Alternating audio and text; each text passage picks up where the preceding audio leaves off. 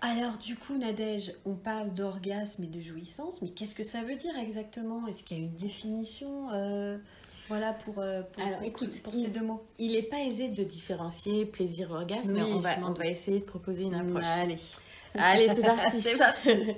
La jouissance, c'est un plaisir qui est d'une intensité, qui serait d'une intensité moins forte que l'orgasme, moins soudain, plus durable. Et l'orgasme, c'est plus une déferlante. La jouissance serait plutôt une lente et ample vague. L'orgasme serait plus électrique ou explosif et remplissant, tu vois. D'accord. Et l'orgasme vient du grec orgasmos, orga, qui signifie bouillonner d'ardeur. Et c'est la réponse physiologique qui a lieu au maximum de la phase d'excitation sexuelle.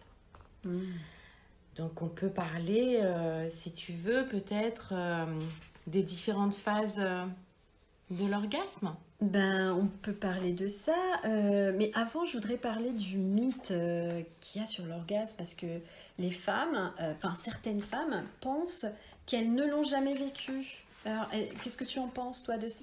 À ce moment-là, on parle d'anorgasmie.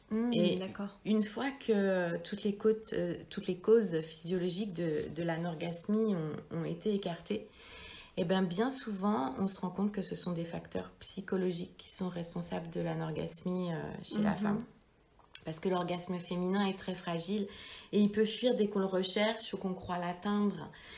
Et comme quelque chose de fugace. Ouais.